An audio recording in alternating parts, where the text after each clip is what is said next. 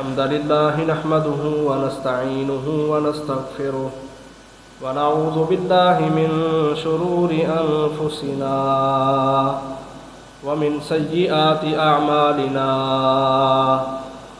من يهده الله فلا مضل له ومن يضلل فلا هادي له وأشهد أن لا إله إلا الله وحده لا شريك له وأشهد أن محمدًا عبده ورسوله أرسله بالحق بشيرًا ونذيرًا بين يدي الساعة من يطع الله ورسوله فقد رشد ومن يعص الله ورسوله فقد غوى فإنه لا يضر إلا نفسه ولا يضر الله شيئا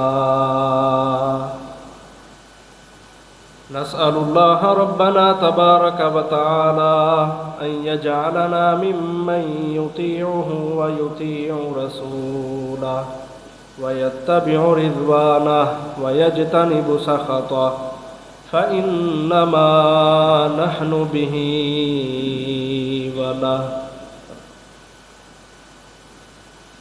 يا أيها الذين آمنوا اتقوا الله حق تقاته ولا تموتن إلا وأنتم مسلمون يا أيها الناس اتقوا ربكم الذي خلقكم من نفس واحدة وخلق منها زوجها وبث منهما رجالا كثيرا ونساء واتقوا الله الذي تساءلون به والأرحام إن الله كان عليكم رقيبا يا أيها الذين آمنوا اتقوا الله وقولوا قولا سديدا يصلح لكم أعمالكم ويغفر لكم ذنوبكم ومن يطع الله ورسوله فقد فاز فوزا عظيما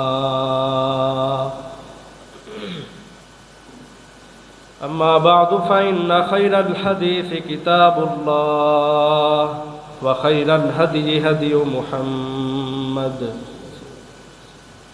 وشر الأمور محدثاتها وكل محدثة بدعة وكل بدعة ضلالة وكل ضلالة في النار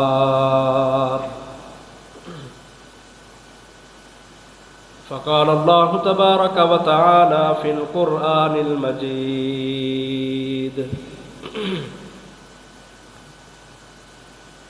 ونادى أصحاب النار أصحاب الجنة أن أفيضوا علينا من الماء أو مما رزقكم الله قالوا إن الله حرمهما على الكافرين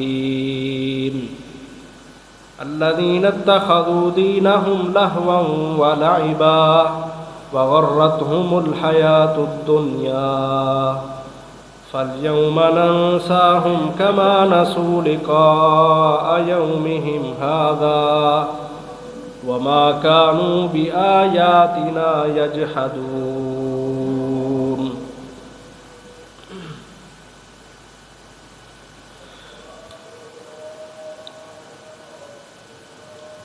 اللہ احکم الحاکمین نے قرآن مجید انسانیت کی تربیت اور اس کی اصلاح کے لیے اتارا ہے۔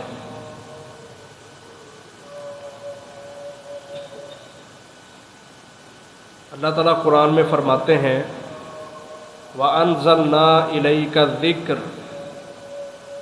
لِتُبَيِّنَ لِلنَّاسِ مَا نُزِّلَ إِلَيْهِمْ۔ ہم نے اس قرآن مجید کو اتارا تاکہ اے نبی آپ ان کے سامنے واضح کر دیں، ان کو پتہ چل جائے کہ ان کی طرف ان کے رب نے کیا اتارا ہے۔ تو اس سے معلوم ہوتا ہے کہ قرآن مجید ایک ایسا نصاب ہے جو ہماری تربیت کرتا ہے، ہمیں بھٹکنے نہیں دیتا، ہمیں گمراہ نہیں ہونے دیتا۔ اب قرآن مجید تو اس چیز کے لیے آ چکا ہے، آگے ہماری ذمہ داری ہے کہ اگر ہم رہنمائی لینا چاہتے ہیں، تربیت و اصلاح چاہتے ہیں، تو ہم قرآن مجید کے ساتھ جڑ جائیں۔ ہم پڑھیں گے تو ہماری اصلاح ہوگی نا، ہم اس کو سمجھیں گے تو ہماری تربیت ہوگی۔ قرآن مجید آ چکا ہے، گھر میں بھی پڑھا ہے، مسجدوں میں بھی ہے، لیکن اس کو کبھی کھولا ہی نہیں، کبھی اس کو دیکھا ہی نہیں، کبھی اس کو سمجھا ہی نہیں، پڑھا ہی نہیں، تو کیا تربیت ہوگی اور کیا اصلاح ہوگی؟ ہمیں چاہیے کہ ہم قرآن مجید کے ساتھ اپنے تعلق ٹھیک کریں۔ تو اللہ تعالیٰ قرآن مجید میں جنتیوں کا اور جہنمیوں کا کئی مقامات پہ تذکرہ کرتے ہیں۔ ان میں سے ایک جو تذکرہ ہے، ایک جو ان کی بات ہے، وہ آپ کے سامنے رکھتا ہوں کہ جہنمی لوگ جنتیوں سے کہیں گے کہ ہم تو یہاں جل رہے ہیں اور بڑی شدت کی گرمی ہے، افیضوا علینا من الماء، جنت سے کچھ پانی ہی ہمیں دے دو،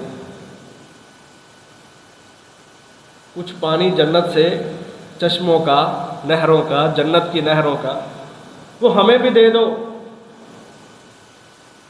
تاکہ اس گرمی کی جو شدت ہے وہ کم ہو جائے، ہماری پیاس بجھ جائے۔ او مما رزقکم اللہ، یا اللہ نے تمہیں جو کچھ بھی عطا کیا ہے نا، اس میں سے کچھ ہمیں بھی دے دو۔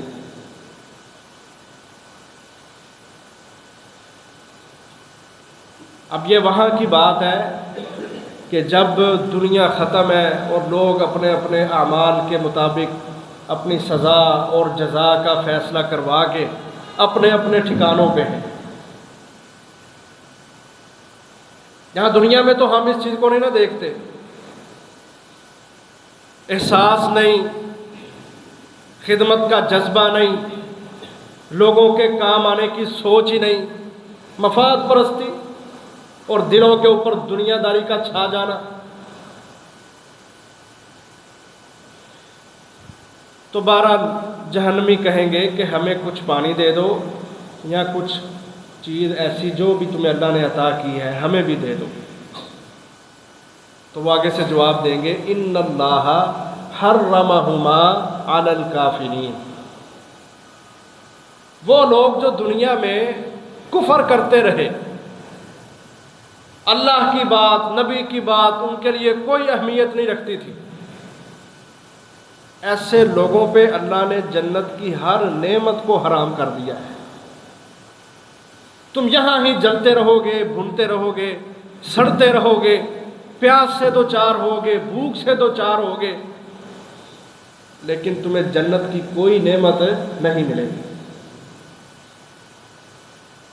اب اللہ تعالیٰ آگے نا وضاحت کرتے ہیں، یہ قرآن مجید کا ایک بہترین اعجاز ہے، یہ قرآن مجید کی فصاحت و بلاغت ہے، یہ لوگوں کو متوجہ کرنے کا ایک انداز ہے جو اللہ کی طرف سے ہے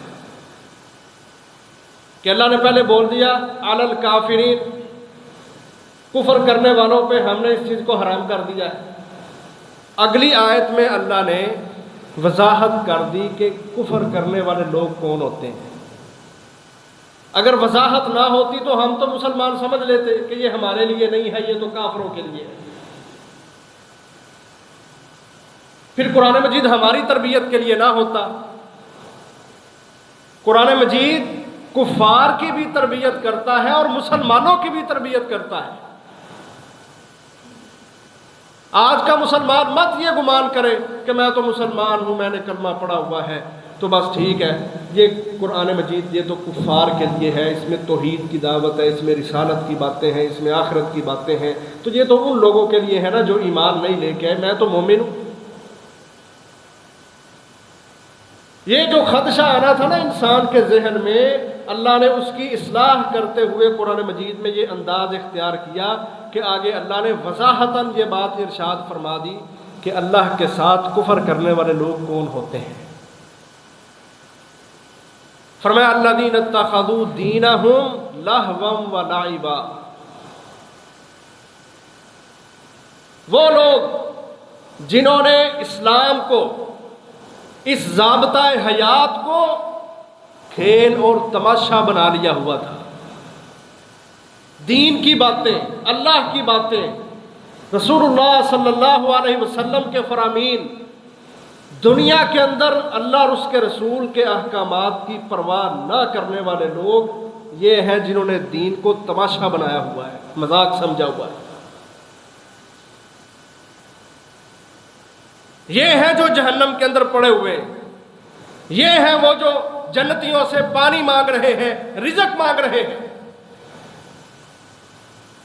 اسلام کا مذاق بنانے والے، قرآن و سنت کے احکامات کو پس پشت پھینک دینے والے، ایسے طبقے کو اللہ تعالیٰ نے قرآن مجید میں خوب رگڑا دیا ہے۔ اور یہ صرف اس امت کا مسئلہ نہیں ہے، سابقہ جتنی امتیں آئیں ہر امت کے اندر ایسے لوگ پائے جاتے تھے جنہوں نے نبیوں کی باتوں کو، اللہ کی طرف سے آنے والی توحید کو انہوں نے مذاق بنا کے رکھ دیا، طنز کیا انہوں نے۔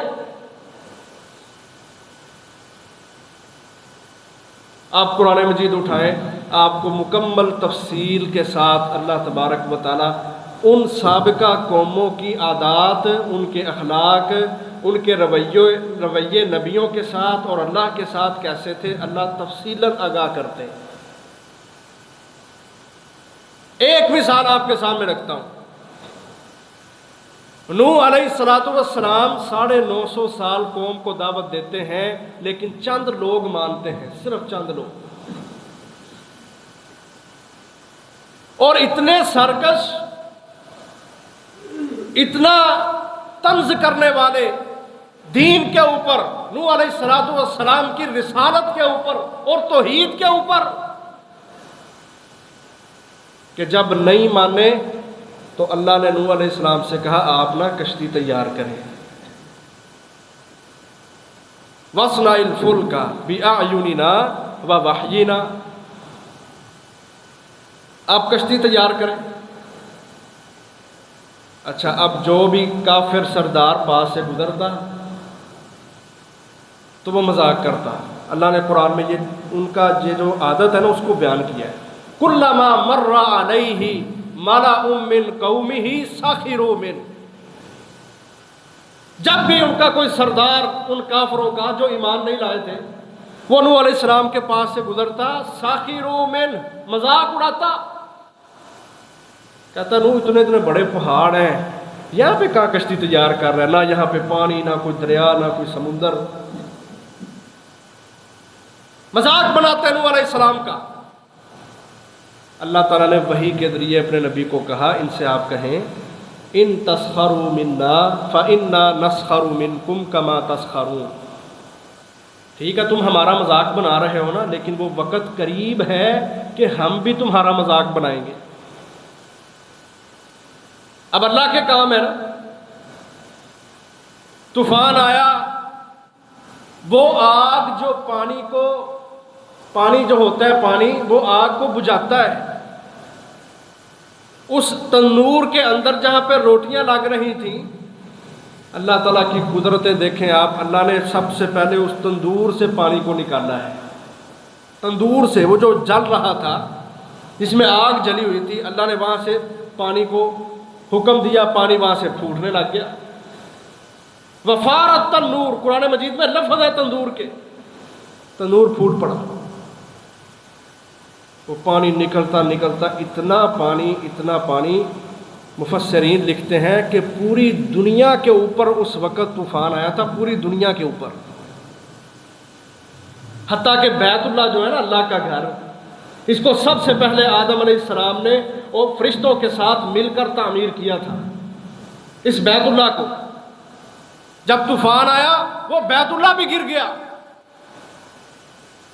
جب ابراہیم علیہ السلام نے اس کو تعمیر کیا تھا، اللہ تبارک و تعالیٰ نے ان کے لیے نشاندہی کی تھی کہ یہاں پہ بیت اللہ ہے، انہوں نے وہاں پہ اس کو تعمیر کیا، اور وہ جو پتھر تھا جس کو آپ آج حجر اسود کہتے ہیں، جس کا آپ بوسہ لیتے ہیں، اللہ کے نبی فرماتے ہیں جو اس کا بوسہ لیتا ہے نا، اس میں اللہ نے اتنی قوت رکھی ہے وہ بندے کے اندر کے سارے گناہ ہی کھینچ لیتا ہے۔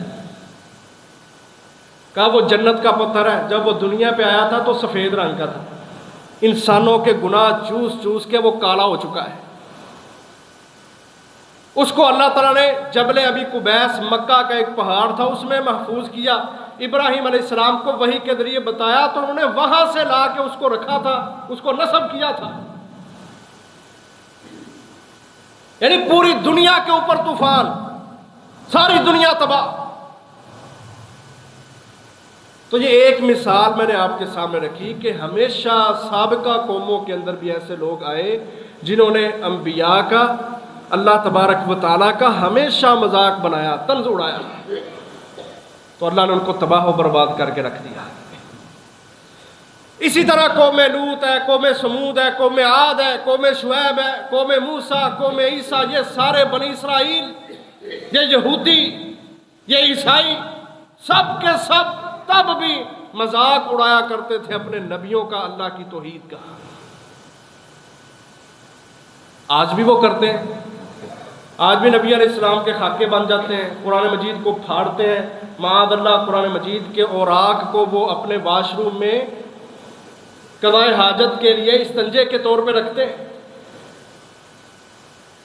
یہ گستاخی آج بھی وہ کرتے ہیں، انہوں نے دین کا مذاق بنایا،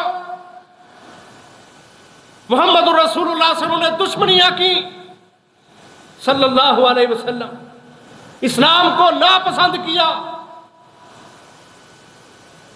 وہ کردار ہم مسلمانوں نے اختیار کر لیا۔ اللہ نے قرآن مجید میں سب کو پکڑ لیا، کہا یہ جب سوال کریں گے نا جہنم کے اندر رہ کے جنتیوں سے ہمیں کوئی ٹھنڈا پانی دے دو، کوئی رزق وغیرہ دے دو، اللہ تعالیٰ کہیں گے یہ حرام ہے کافروں کے اوپر۔ کیوں کہ انہوں نے دین کا تماشا بنایا تھا۔ الذین اتخذوا دینہم لہوا و لعبا، انہوں نے دین کو مذاق بنا لیا تھا، تماشا بنا کے رکھ دیا تھا۔ واللہ ہم نے اپنے کردار کے ساتھ آج واقعتاً اسلام کو تماشا بنا دیا ہوا ہے۔ اللہ کی زمین پہ رہتے ہیں، اللہ کا کھاتے ہیں، اللہ کے ہی ہمارے اوپر احسان ہے، اللہ کی نعمتیں ہم احاطہ شمار میں نہیں لا سکتے۔ لیکن کتنے افسوس کی بات ہے کہ اپنے اسی مالک کے ہم نافرمان ہیں۔ قرآن مجید میں اللہ کہتے ہیں وَإِذَا نَادَيْتُمْ إِلَى الصَّلَاةِ اتَّخَذُوهَا هُزُوًا وَلَعِبًا۔ یہ لوگوں کی کیفیت کیسے بنی کہ آج ان کو جب نماز کی طرف بلایا جائے تب بھی یہ نماز کا حکم دینے والوں کو اتَّخَذُوهَا هُزُوًا وَلَعِبًا مذاق سمجھ لیتے ہیں، کھیل تماشا سمجھ لیتے ہیں۔ کہ ہماری یہ روٹین نہیں بنی ہوئی آج؟ یہ تو ایک نماز کی اللہ نے بات کی ہے نا، ہم اسلام کے ہر مسئلے کو، ہر حکم کو، نبی علیہ السلام کی ہر حدیث کو ہم اس کا تماشا بناتے ہیں، مذاق بناتے ہیں، دین کو کھلواڑ سمجھا ہوا ہے، اور وہی کھلواڑ ہم اس کے ساتھ کر رہے ہیں۔ اور آگے اللہ نے ریزن بیان کیا، فرمایا وَغَرَّتْهُمُ الْحَيَاةُ الدُّنْيَا، ان جاہلوں کو دنیا کی زندگی نے دھوکے میں رکھا ہوا ہے، ان کو حقیقت کا پتہ نہیں چل رہا، یہ دنیا کے کیڑے بنے ہوئے دن رات دنیا کے لیے بھاگ رہے ہیں، محنتیں کر رہے ہیں، صبح کے وقت اٹھتے ہیں، رات، اب تو سردیاں راتیں بڑی ہیں، 1-2 بجے تک دنیا کماتے ہیں ہمارے مسلمان، دنیا، اور دین کے لیے وقت ہی کوئی نہیں، نماز کے لیے ٹائم ہی نہیں، کوئی مولوی، کوئی دیندار، کوئی مجاہد نیکی کا حکم دے، برائی سے روکے، آگے سے اس کو طنز کرنا، اس کا مذاق بنانا، یہ مجموعی طور پر ہمارے معاشرے کے دماغوں کا گند ہے۔ अजानें होती हैं, हो जाएं, कोई भूखा प्यासा मरता है मर जाए, रिश्तेदारी टूट रही है टूट जाए, मैं तो अपने घर में ठीक हूं, मुझे क्या मसला है किसी से। अजीज भाइयों, ये दीन का मजाक है। अल्लाह के अहकामात को ना मानना, नबी अलैहिस्सलातु वस्सलाम की इत्तिबा ना करना, अपनी मर्जी को अपनी ख्वाहिशात को आगे रखना, ये दीन का मजाक है। अल्लाह कहता तूने मेरे हुक्म को क्या इज्जत दी है कि तुझे अपनी दुनिया की फिक्र है। सुबह तो उठता है, रात 1-1, 2-2 बजे तक कारोबार करता है, दुकान खोलता है, सारा दिन वहां पे बैठता है, कस्टमर के साथ दिमाग चलाता है, जुबान लड़ाता है, थका हारा टूटा सारा दिन। किसके लिए? दुनिया के लिए, अल्लाह के लिए तूने क्या किया सारे दिन के अंदर? कोई नेकी का हुक्म, कोई किसी को बुराई से रोकना, कोई दावत इल्लाह के लिए थोड़ा सा वक्त निकालना, अपने आप को अल्लाह के हवाले करना। अल्लाह मैं तेरा बंदा हूं, तूने मुझे अपने दीन की सरबुलंदी के लिए पैदा किया, मैं तेरे नाम पे तेरे दीन को बुलंद करने के लिए तेरे रास्ते में निकला हुआ हूं, लोगों को खैर की तरफ बुला रहा हूं, लोगों को दीन की दावत दे रहा हूं, लोगों को तौहीद के लिए इकट्ठा कर रहा हूं। ये हमारी जिम्मेदारी है। लेकिन हम सोचें, हम अपने रोजमर्रा के शेड्यूल में हमारे पास दीन के लिए कितना वक्त है? वक्त तो दूर की बात है अजीज भाइयों, हम मजाक बनाते हैं। जो अजान सुन के मस्जिद में नहीं आता, उसने अल्लाह के हुक्म का मजाक बनाया है। हम में से बड़ा शख्स कोई किसी छोटे को कोई हुक्म दे, यार ये काम करो, वो आगे से ना माने, तो वो जो बड़ा है वो क्या समझता है? वो अपनी बेइज्जती समझता है, अपनी हतक महसूस करता है। एक वक्त आता है वो चुप भी कर जाता है, कहता है यार जेडे न्याणे ने ना अजकल दे, ये साडे आखे को नहीं लगते, ये हमारे दिमाग के अंदर नहीं आते, हम इनको कहते ही नहीं, अब हमने छोड़ दिया हुआ इनको। ये मुआशरे में आपको ऐसे लोग मिलेंगे जिन्होंने अपने छोटे भाइयों को, वीरों को, बेटों को सिर्फ इस बुनियाद पे छोड़ दिया है समझाना कि छोटे बात मानते नहीं, आगे से मजाक बनाते हैं। बूढ़ों से क्यों नफरत है, बड़े भाइयों से क्यों नफरत है, वालिदैन से क्यों नफरत है कि ये हमें सीधे रास्ते पे लाने के लिए कुछ करेंगे। घर में दादा दादी हमें नमाज का कहेंगे, बड़ा भाई हमें कहेगा अखलाकियात अच्छे करो, इबादत अच्छी करो, बात ही नहीं सुनते। और धोखा दिया हुआ दुनिया की जिंदगी ने। हर वक्त बंदा यही सोच रहा है बस मैं $4 कमा लूं, 4 पैसे कमा लूं, अपना कुछ बना लूं, अपने बच्चों का कुछ बना लूं, अपनी नस्लों का कुछ संवार लूं, हर वक्त यही सोच है। और मुसलमानों, तुम्हें तुम्हारा रब ये सोच देता है कि तुम्हारा मुस्तकबिल आखिरत है, अपनी आखिरत के लिए कुछ बनाओ। ये जानवरों की जिंदगियां हैं, खाना पीना तमाशे करना, बस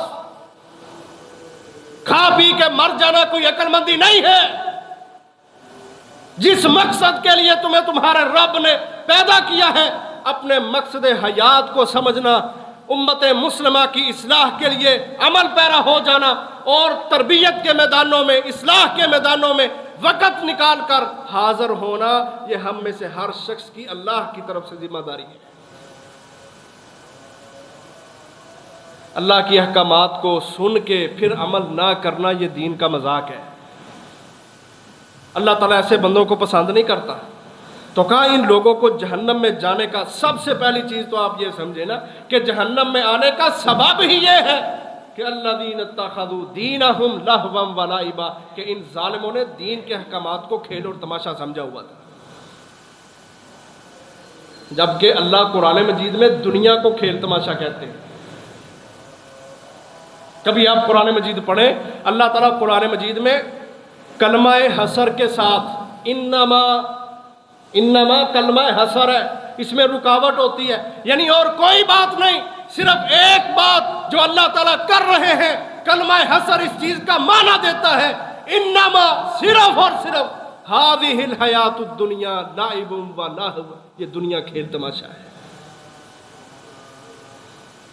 और कहीं अल्लाह ताला हुक्मन इअलमू अन्नमा हाज़िहिल हयातुद दुनिया, लोगों जान लो, पढ़ लो, सीख लो, समझ लो, अपने दिमागों में इस बात को बिठा लो, अपने दिल में इस बात को जगह दे दो کہ یہ ساری کی ساری دنیا جس کے پیچھے بھاگ رہے ہو لعب و لہو، یہ کھیل اور تماشا ہے۔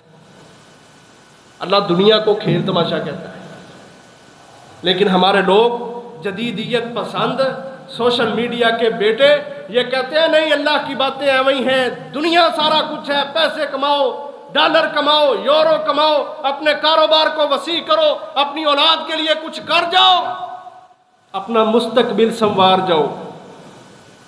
ہے مستقبل دنیا، یہ کافروں کی سوچ ہے۔ وہ کہتے ہیں جب تک 18 سال سے کم ہو تم بچے ہی ہو، 18 سال کے ہو گئے، آج بھی یورپ کے اندر، امریکہ کے اندر، یہ جتنے جن کو ہم روشن خیال، پڑھے لکھے اور بڑا سیاںہ سمجھتے ہیں نا، ان علاقوں کے اندر، ان ملکوں کے اندر آج بھی 18 سال سے پہلے تو کاکا ہے، 18 سال کا جب ہو جائے گا پھر تجھے آزادی ہے، پھر تو جو مرضی کر، تجھے کوئی نہیں پوچھے گا، حرام کام کر، بدکاریاں کر، گرل فرینڈ بنا، دوستیاں لگا، تجھے کوئی پوچھنے والا نہیں، باپ کو ماں کو اجازت ہی نہیں۔ یہ جن معاشروں کو ہم بڑا اچھا سمجھتے ہیں نا، ان معاشروں کے اندر والدین کو اجازت ہی نہیں ہے کہ 18 سال کے بعد اپنے بچے کا محاکمہ کر سکیں، اس کو پکڑ سکیں، اس کی اصلاح کر سکیں، حتیٰ کہ وہ بچہ یہ اختیار رکھتا ہے 18 سال کے بعد کہ اگر اس کو اپنے والدین کی کوئی بات ناگوار گزری ہے، وہ پولیس اسٹیشن میں جا کے اپنے والدین پر کیس کروانا چاہے تو وہ کیس بھی کروا سکتا ہے۔ وہ معاشرے، گندے معاشرے، کافروں کے معاشرے، جانوروں کے معاشرے، ان معاشروں کے اندر حقوق نام کی کوئی چیز نہیں ہے، نہ والدین کے حقوق، نہ اولاد کے حقوق، نہ دوستوں کے، نہ صلہ رحمی، چکر ہی نہیں ان چیزوں کا۔ ہم مسلمان ان سے متاثر، اور ہم نے دنیا کی 4 دن کی جو زندگی ہے اس کو اپنے سر پہ اٹھایا ہوا ہے، اور اللہ کے نافرمان بنے ہوئے ہیں، اللہ کے ساتھ دشمنیاں کر رہے ہیں۔ صحیح مسلم میں حدیث ہے، نبی صلی اللہ علیہ وسلم فرماتے ہیں کہ قیامت والے دن اللہ بندے کو اپنے سامنے کھڑا کر کے اس سے پوچھے گا، سوال دیکھیں اللہ تعالیٰ کے کیسے سوال ہے، جن چیزوں پہ ہمیں آج بڑا فخر ہے، یہ میری دکان ہے، یہ میرا ٹھیا ہے، یہ میری محنت ہے، یہ میری پراپرٹی ہے، میں نے پیسہ خرچ کر کے اپنا سب کچھ بنایا ہے، آج جتنی عزت ہے میری عزت ہے، میں سردار ہوں، میں وڈیرا ہوں، میں چودھری ہوں۔ اللہ تبارک و تعالیٰ بندے سے پوچھے گا، او بندے کیا میں نے تجھے عزت نہیں دی تھی؟ یہ صحیح مسلم کی حدیث ہے، 29-28 حدیث کا نمبر ہے، کسی کو شوق ہو تو حدیث کو پڑھ لے۔ اللہ تعالیٰ پوچھیں گے، او بندے کیا میں نے تجھے عزت نہیں دی تھی؟ دوسرا سوال، کیا میں نے تجھے سرداری، چودراہٹ، معاشرے کا، علاقے کا بڑا نہیں بنایا تھا؟ تیسرا سوال، میں نے دنیا کا مال و متاع، بڑی بڑی گاڑیاں، گھوڑے، اونٹ تیرے نیچے نہیں چھوڑے تھے؟ اور آخر پہ اللہ پوچھیں گے، اللہ اکبر، ان ساری چیزوں کے اندر مگن ہو کے کیا تجھے کبھی یہ خیال نہیں آیا تھا کہ میں نے ایک دن مر جانا ہے اور اپنے رب کو جا کے حساب دینا ہے؟ میں کہتا ہوں اس پوائنٹ پہ ہی آپ رک جائیں، اس حدیث کو، یہ آدھی جو حدیث میں نے آپ کے سامنے رکھی ہے ابھی، اسی پوائنٹ پہ رک جائیں کہ ہم دنیا کے بندے بنے ہوئے، سرداریاں ہمارے پاس، چودراہٹیں ہمارے پاس، دنیا کا ہر قسم کا مال، متاع، نعمتیں، گاڑیاں، موبائل، سوٹ، ہر چیز ہمارے پاس، کوئی بندہ انکار نہیں کر سکتا، ہر ایک کو اللہ تعالیٰ نے سب کچھ عطا کیا ہے جو اس کی ضرورت کا ہے۔ ہم ان چیزوں میں پڑے ہوئے، کیا ہمیں یہ بھی یاد ہے؟ ہمیں گاڑی تو یاد ہے، دکان تو یاد ہے، کاروبار تو یاد ہے، کیا ہمیں یہ بھی یاد ہے کہ ہم نے مر جانا ہے اور رب کو جواب دینا ہے؟ یہی سوال اللہ کریں گے، کیا میں نے تجھے عزت نہیں دی؟ کیا میں نے تجھے سرداری نہیں دی؟ کیا میں نے تجھے دنیا کا مال و متاع نہیں دیا؟ کہے گا اللہ ہاں، کیوں نہیں دیا؟ اللہ کہے گا پھر کبھی تجھے یہ خیال نہ آیا کہ میں نے ایک دن مر جانا ہے اور اللہ کو حساب دینا ہے؟ بندہ آگے سے خاموش. اللہ تعالیٰ پھر اس کو جہنم میں پھینکتے ہوئے کہیں گے فَالْيَوْمَ نَنْسَاهُمْ كَمَا نَسُوا لِقَاءَ يَوْمِهِمْ هَذَا. جس طرح تو نے دنیا کے اندر اس دن کی ملاقات کو، قیامت کو، آخرت کو، قبر کو، حشر کو، نشر کو، موت کو بلا دیا ہوا تھا، آج میں رب الرحمن نے تجھے جہنم میں پھینک کے بلا دیا ہوا ہے.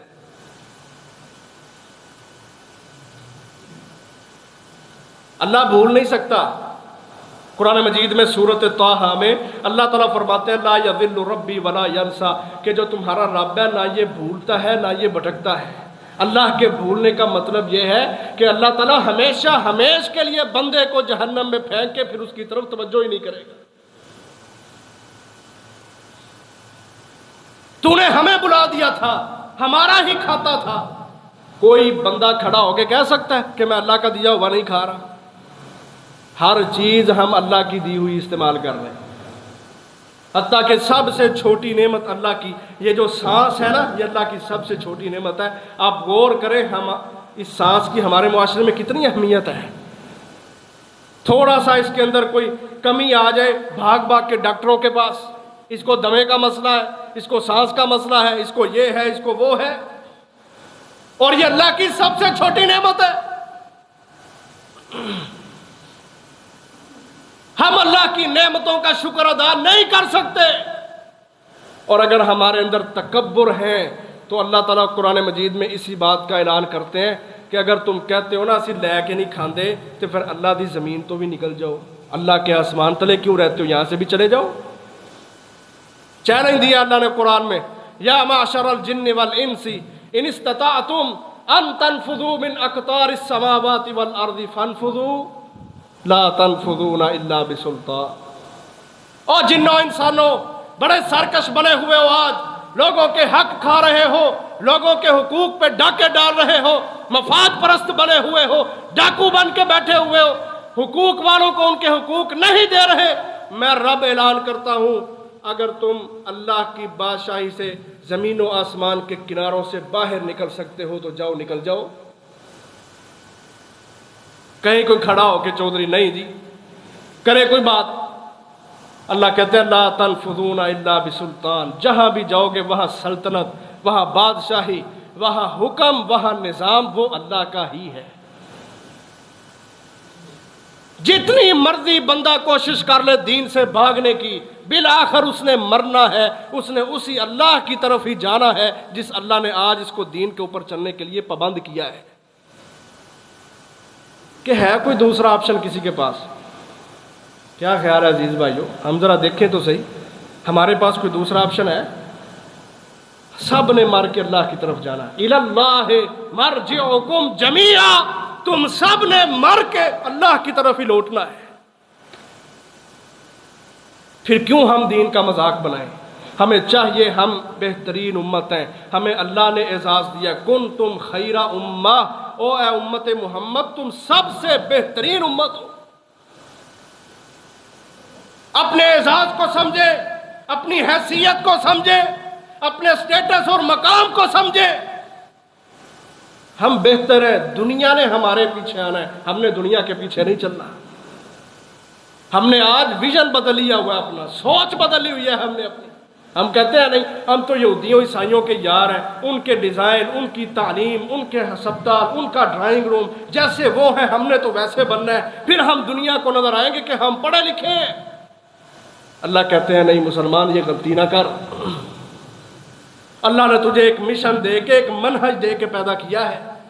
لِكُلٍّ جَعَلْنَا مِنْكُمْ شِرْعَةً وَمِنْهَاجًا. ہر امت کے لیے اللہ کہتے ہیں ہم نے ایک شریعت مقرر کی، ایک منہج مقرر کیا.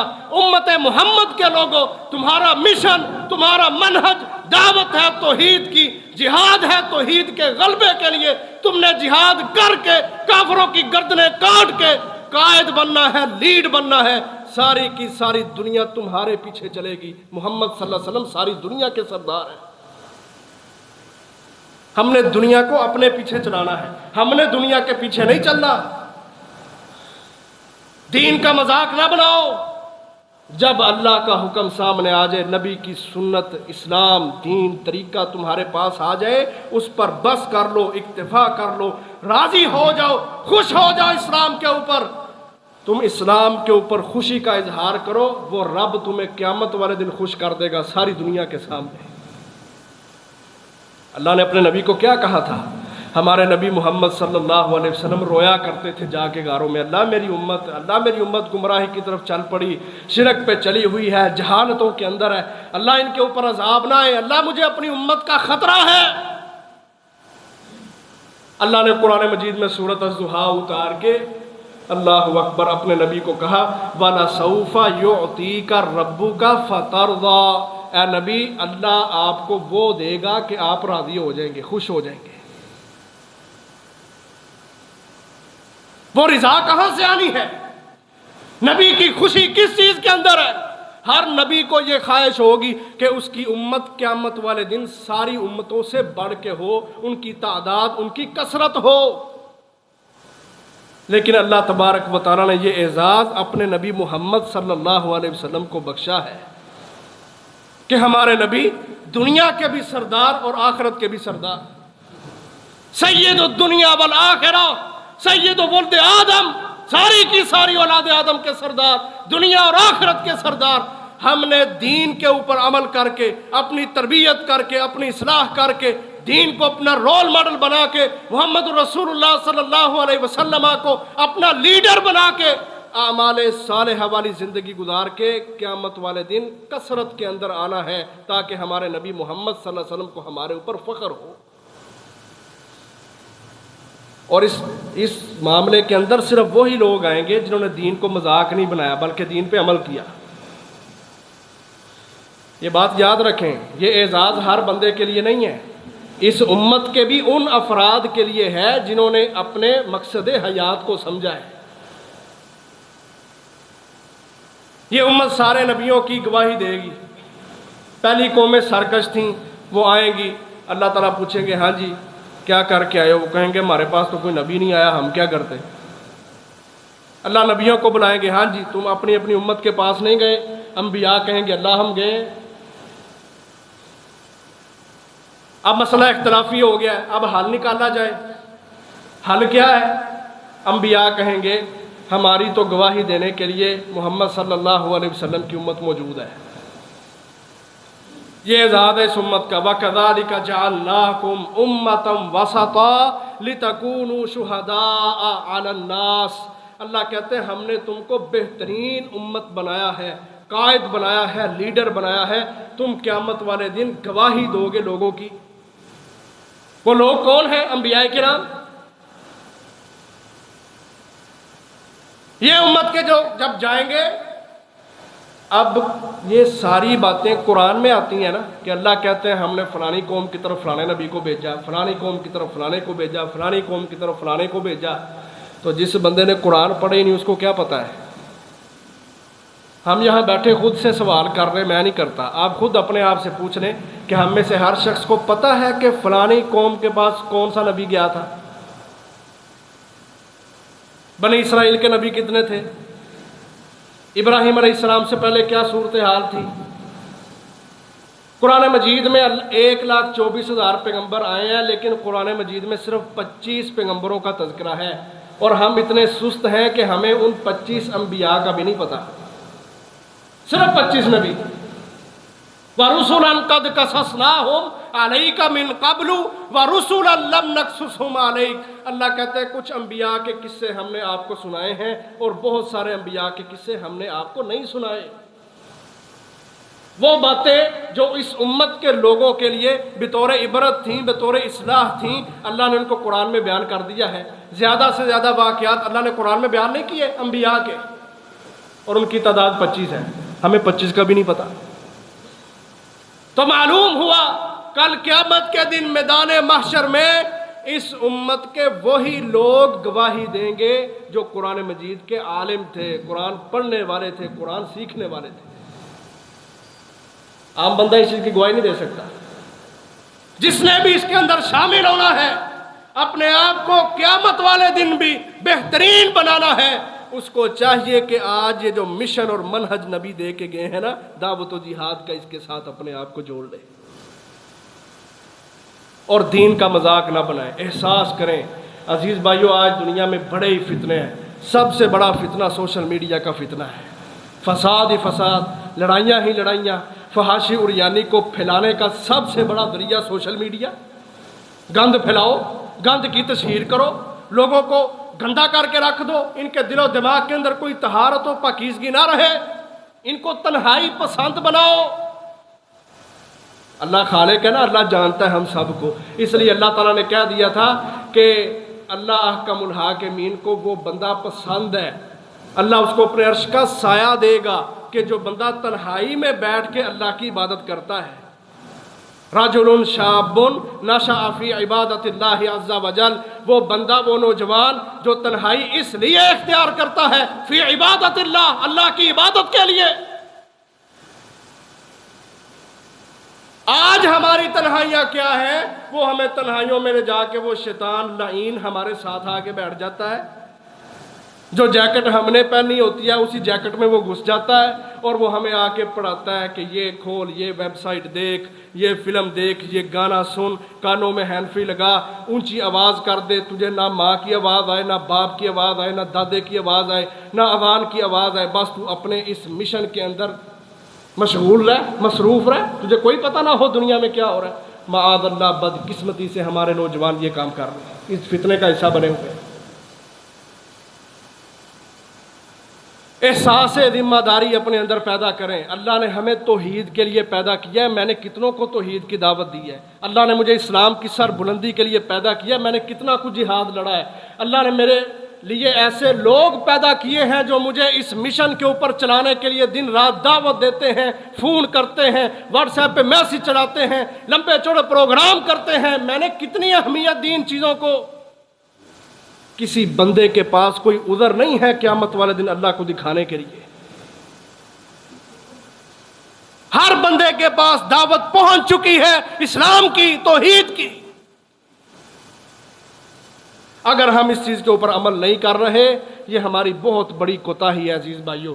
اس لیے فتنوں سے نکلیں، موبائلوں کی جان چھوڑ دیں، خوابوں سے نکلیں، حقیقت کی دنیا میں آئیں، وہاں آ کے آپ کو اپنے ملیں گے، عزیز و اکارم ملیں گے، اسلام ملے گا، محمد رسول اللہ صلی اللہ علیہ وسلم کا عظیم الشان منہج ملے گا۔ اس حقیقت کے اوپر آ کے دنیا کے لیے، آج اسلام کے لیے، دنیا کے اندر دنیا کے لوگوں کی اصلاح کے لیے جو کچھ کر سکتے ہیں آج کر جائیں۔ قیامت والے دن بندہ ایک ایک نیکی کو ترسے گا۔ احساس پیدا کریں اپنے اندر۔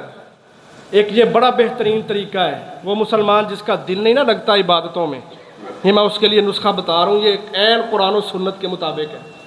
وہ بندہ جس کا عبادتوں میں، قرآن پڑھنے میں، رب کو راضی کرنے میں، نمازوں پڑھنے میں دل نہیں نہ لگتا، وہ اپنے اندر احساس پیدا کر لے امت کا، لوگوں کا درد، لوگوں کا احساس، غریبوں کے کام آنا، مسکینوں کے کام آنا، بیواؤں کے کام آنا، خدمت کرنا شروع کر دے، مدد کرنا شروع کر دے لوگوں کی، اللہ تعالیٰ اس کے لیے بڑی آسانیاں پیدا کریں گے۔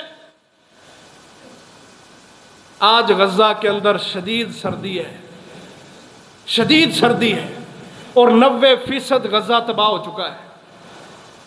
سردی، ٹھٹھرتی راتیں، اللہ اکبر، اور 1.9 ملین افراد ایسے ہیں جو ایک مرتبہ نہیں کئی مرتبہ اپنے گھروں سے بے گھر ہوئے ہیں۔ ہمارے پیسوں کے ساتھ، ہمارے تعاون کے ساتھ جو ہم اللہ کے لیے کرتے ہیں نا ان لوگوں کے لیے، وہاں پہ ہمارے بھائی ان کو گھر، مکان، خیمے اور ان کے اندر ہیٹر اور طرح طرح کی چیزوں کا، رضائیوں کا، کمبلوں کا بندوبست کر کے دیتے ہیں۔ اسرائیل بدماش بمباری کرتا ہے، وہ سب کچھ پھر تباہ ہو جاتا ہے۔ 1.9 ملین افراد ایسے ہیں جو ایک مرتبہ نہیں کئی مرتبہ اپنے گھروں سے بے گھر ہو کے بیٹھے ہیں۔ پانی کے بڑے بڑے پمپ، بجلی کی ترسیل، ہر چیز ان کی تباہ ہو چکی ہے۔ ہمارے یہاں یہ 4-5 دن ہوئے ابھی سورج نہیں نکلا اتنا نا، مسلسل سردی پڑی ہے، مسلسل سردی۔ لوگ کا نہانا ہی چھڑ دیتا ہے، انہوں نے کہا نہا کے ہی کرنا ہے، نہانا چھوڑ دیا، سردی بڑی ہے۔ دکانوں پہ ہیٹر، گھر کے اندر وہ انورٹر، اے سی ہیں، وہ گرمیوں میں ان کو اے سی بنا لو، گرمیوں میں اے سی چلا لو، سردیوں کے اندر ہیٹر چلا لو. ہمارے پاس تو یہ ساری نعمتیں سہولتیں موجود ہیں، ہمیں تو احساس نہیں ہوتا. آج جتنے لوگ دکھی ہیں، پریشان ہیں اس چیز کو لے کے کہ میں ڈپریشن میں چلا گیا، میرا نماز کو جی نہیں لگتا، قرآن کو جی نہیں لگتا، ان اپنے بھائیوں بہنوں کے لیے میں یہ قرآن و سنت سے نسخہ لے کے آیا ہوں. اپنے اندر، اپنے دلوں کے اندر اس امت کا کہ جن کو تباہ کر دیا جاتا ہے، بموں سے اڑا دیا جاتا ہے، حملے کیے گئے ہیں جن کے اوپر، ان لوگوں کا احساس اپنے دلوں کے اندر پیدا کر لیں. اللہ تعالیٰ تمہاری آنکھوں کے اندر سے آنسو جاری کر دے گا، تمہارے دلوں کو اللہ نرم کر دے گا، دلوں کی زمین اتنی زرخیز ہو جائے گی، قرآن کا ایک لفظ بھی پڑھو گے انشاءاللہ ذمہ داری سے کہتا ہوں دلوں کے اوپر اثر کرے گا. ایک صحابی نے آ کے کہا تھا اللہ کے نبی میرا دل بڑا سخت ہے. آپ نے اس کو کہا تھا یتیموں کے سر پہ ہاتھ پھیرا کر. ہاتھ پھیرنے سے کیا ہوتا ہے؟ یعنی وہ درد محسوس کر کہ یہ چھوٹا بچہ ہے، اس کا باپ دنیا سے چلا گیا ہے، کہاں سے کھائے گا، کیسے کمائے گا، کون اس کی ضروریات کو پورا کرے گا، وہ درد اپنے اندر پیدا کر، اللہ تعالیٰ تیرے دل کو نرم کر دے گا. یہ نرمیاں تب آئیں گی جب ہم اپنے گناہوں کا کفارہ اس طرح سے ادا کریں گے کہ ہمارے مجبور، مقہور، پریشان حال مسلمان جو سردیوں میں رہ رہے ہیں، ٹھٹھرتی راتیں ہیں، کھانے پینے کے لیے کچھ بھی نہیں ہے، نہ لائٹ کا انتظام ہے، نہ کسی ہیٹر کا انتظام ہے، کوئی چیز پاس نہیں ہے، ایسے لوگوں کے لیے ہمارا دل جب ٹوٹ پھوٹ کا شکار ہوگا، احساس اس کے اندر پیدا ہوگا، اللہ تبارک و تعالیٰ ہر چیز ہمارے لیے آسان کر دے گا. اور نبی صلی اللہ علیہ وسلم فرمایا کرتے تھے، فرمایا جس نے کسی مسلمان کی ضرورت پوری کی، یہ نہیں کہ پیسے دے کے کہا چل اپنی لوڈ پوری کر لیں، اس کے ساتھ گیا اور اس کی ساری جو ضروریات تھیں ان کو پورا کیا، اس کو حوصلہ دیا، اس کی ساری ضرورت پوری کی، فرمایا قیامت والے دن پل صراط جو جہنم کے اوپر رکھا جائے گا، اللہ تعالیٰ اس بندے کے قدموں کو ثابت قدمی عطا کر دے گا پل صراط کے اوپر. اللہ کے نبی کہتے ہیں تلوار سے زیادہ تیز ہے، بال سے زیادہ باریک ہے پل صراط. اور فرمایا وہ جہنم کے اوپر رکھا گیا اور اس کے ساتھ نا لوہے کی کنڈیاں ہیں، کانٹے ہیں. ہر بندے نے چاہے وہ نبی ہے، شہید ہے، کوئی بھی ہے، ہر بندے نے اس پل صراط کے اوپر سے گزرنا ہے. قرآن مجید میں اللہ کہتے ہیں وَإِن مِّنكُمْ إِلَّا وَارِدُهَا كَانَ عَلَىٰ رَبِّكَ حَتْمًا مَّقْضِيًّا. پل صراط رکھا جائے گا، اس سے سارے کے سارے لوگ ضرور گزریں گے، لیکن کیسے گزریں گے؟ اپنے اعمال کے مطابق. فرمایا کچھ ایسے ہوں گے وہ پلک جھپکنے سے پہلے گزر جائیں گے، کچھ ہوں گے وہ تھوڑے بہت زخمی ہو جائیں گے، یعنی نیکیاں بھی تھیں برائیاں بھی تھیں، اور کچھ بد نصیب ہوں گے جنہوں نے کبھی نیکی کا منہ نہیں دیکھا تھا، ساری عمر بدماشیوں کے اندر گزار دی، اللہ کا نافرمان، متکبر، ٹھیٹ پرلے درجے دا. اس بندے کو پھر وہ کانٹے پکڑ کے چورا کر کے اس کی ہڈیوں کو توڑ کر کے اس کو نیچے جہنم کے اندر پھینکیں گے. وہاں پہ اس پل صراط کے اوپر، یہ پل صراط ہے، مسلم کی حدیث ہے، پل صراط کی دوسری طرف انبیاء سب سے پہلے گزریں گے نا. ہمارے نبی محمد صلی اللہ علیہ وسلم وہاں کھڑے ہو کے رو رہے ہوں گے. تصور کی دنیا میں جائیں ذرا آپ، خیالات میں، یہ پل ہے، وہاں پہ نبی علیہ السلام کھڑے ہیں اور اللہ سے دعا کر رہے ہیں یا ربی امتی، یا ربی امتی، اے میرے رب میری امت، اے میرے رب میری امت، اس کے کسی فرد کو جہنم میں نہ جانے دینا، اس کو آنے دے، اس کو آنے دے. یہ دعائیں ہو رہی ہیں اس مقام کے اوپر. فرمایا جس نے مسلمان بھائی کی ضرورت پوری کی، اللہ تعالیٰ اس کے قدموں کو ثابت قدمی عطا کرے گا پل صراط کے اوپر. تو عزیز بھائیو، حقیقت کی دنیا میں آئیں، احساس اپنے اندر پیدا کریں، دین کا تماشا نہ بنائیں، دین کے اوپر عمل کرنے والے بنیں. اللہ کے علاوہ ہماری کوئی جائے پناہ نہیں ہے، اس لیے اپنے کردار، اپنے اعمال درست کرتے ہوئے اسلام کو عروج دیں، اسلام کے لیے قربانیاں دیں. اللہ تعالی ہمیں توفیق عطا فرمائے. وآخر دعوانا ان الحمد للہ رب العالمین.